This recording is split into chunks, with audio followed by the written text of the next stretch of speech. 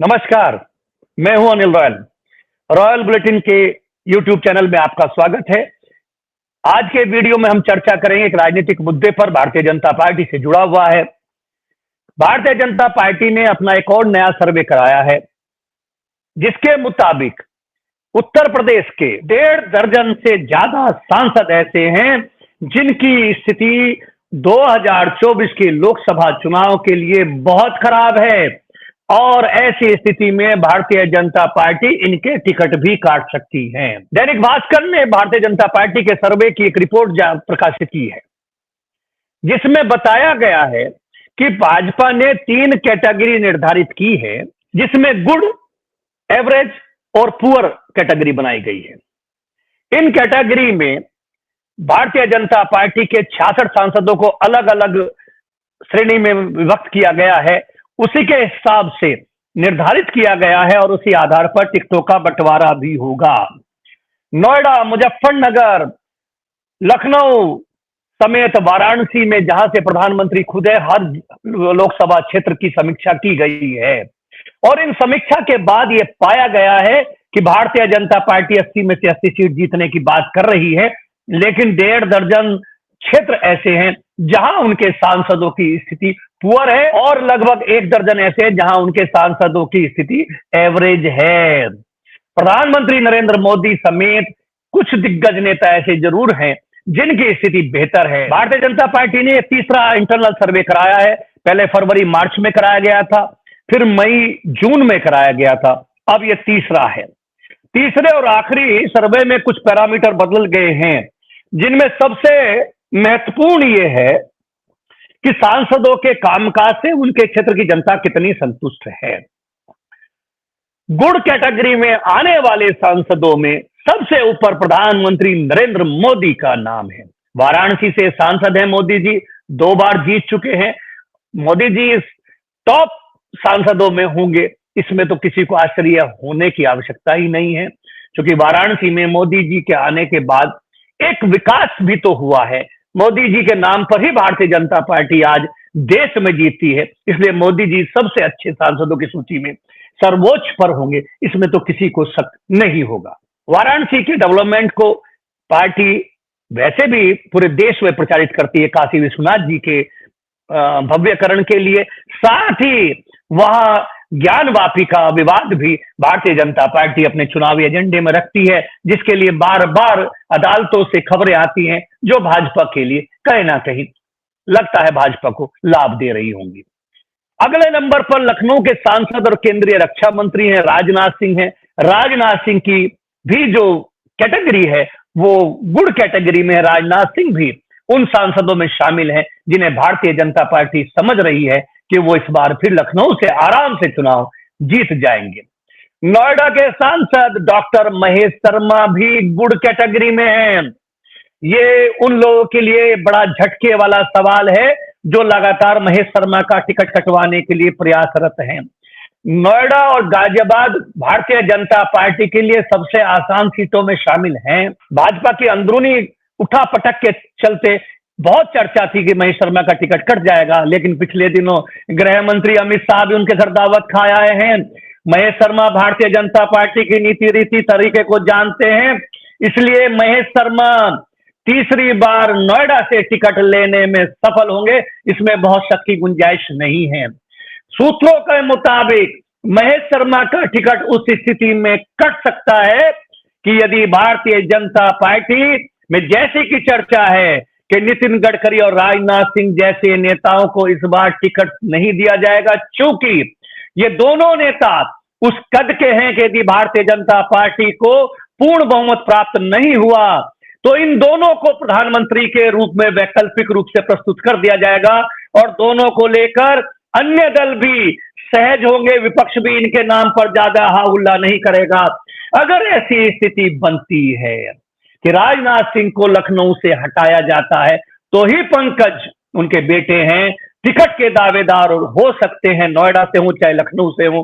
पर यदि राजनाथ सिंह चुनाव लड़ते हैं तो ये लगभग निश्चित है कि महेश शर्मा ही नोएडा से फिर सांसद होंगे और हर सर्वे में महेश शर्मा गुड़ी गुड़ी स्थिति में है, गुड़ सांसदों की सूची में है। तो भाजपा के पास इंटरनल सर्वे के आधार पर भी उनके टिकट काटने की कोई संभावना नहीं रहेगी। आगरा के सांसद और केंद्रीय राज्य मंत्री स्वास्थ्य एसपी सिंह बघेल, जालौन के सांसद और केंद्र में राज्य मंत्री भानु प्रताप वर्मा का नाम भी गुड कैटेगरी में है। बीजेपी के लिए चिंता का सबब है कि एवरेज कैटेगरी के सांसदों के बारे में भी और कई दिग्गज चेहरे एवरेज माने जाते हैं। आपको जानकर आश्चर्य होगा कि मुजफ्फरनगर से 2 बार सांसद का चुनाव जीत चुके डॉक्टर संजीव बालियान भी भारतीय जनता पार्टी की एवरेज सांसदों की सूची में शामिल हैं। डॉक्टर बालियान मुजफ्फरनगर के सबसे सक्रिय सांसदों में मालूम है, जिनका पीआर बहुत अच्छा है, जिनकी सहजता लोगों में थी और वो सहज सुलभ भी रहे हैं। लेकिन कई कारण ऐसे बने हैं जिसके चलते इस बार वो कहीं ना कहीं विरोध का सामना कर रहे हैं। विधानसभा के चुनाव में संगीत सोम और सुरेश राणा जैसे दिग्गज नेताओं की हार से, खतौली उपचुनाव में भी विक्रम सैनी की उस सीट पर हार जो 31,000 से भाजपा की जीतने वाली सीट थी 20,000 से, भारतीय जनता पार्टी की हार जैसे कई अन्य कारण हैं जिसके चलते डॉक्टर बालियान को एवरेज कैटेगरी में माना गया है। पर भारतीय जनता पार्टी के सूत्रों का मानना है कि अभी भी पार्टी में डॉक्टर बालियान की टक्कर का कोई नेता नहीं है जिसको डॉक्टर बालियान की जगह रिप्लेस किया जाए। इसलिए एवरेज के बावजूद भी अभी संजीव बालियान के टिकट पर पार्टी के अंदरूनी सर्किल में कोई खतरा नहीं है। संजीव बालियान ही इस बार फिर चुनाव लड़ते नजर आएंगे। अभी तक की जो स्थिति है, कैराना के सांसद प्रदीप कुमार, फतेहपुर की सांसद साध्वी निरंजन ज्योति, आंवला के सांसद धर्मेंद्र कश्यप, डुमरियागंज के सांसद जगदंबिका पाल, गोरखपुर के सांसद रवि किशन, अयोध्या के सांसद लल्लू सिंह, अलीगढ़ के सांसद सतीश गौतम, शाहजहांपुर के सांसद अरुण सागर, बस्ती के सांसद हरीश द्विवेदी, झांसी के सांसद अनुराग शर्मा, इटावा के सांसद रामशंकर कठेरिया, कन्नौज के सांसद सुब्रत पाठक, हमीरपुर के सांसद पुष्पेंद्र सिंह चंदेल, बुलंदशहर के सांसद भोला सिंह और देवरिया के सांसद रमापति राम त्रिपाठी जैसे लोग भारतीय जनता पार्टी के इंटरनल सर्वे में एवरेज सांसदों में हैं। इनमें से 3 या 4 नाम ऐसे हैं एवरेज के बाद जिनके बारे में पार्टी के सूत्र ये मानते हैं कि एवरेज हैं लेकिन रिपीट नहीं हो पा रहे हैं, या उनकी आयु अब ऐसी हो गई है जिनके स्थान पर नए लोगों को मौका दिया जाएगा तो इनके टिकट कट सकते हैं। कैराना के सांसद प्रदीप कुमार एवरेज कैटेगरी में हैं, लेकिन पार्टी में इस बार माना जा रहा है कि प्रदीप कुमार का टिकट कटेगा।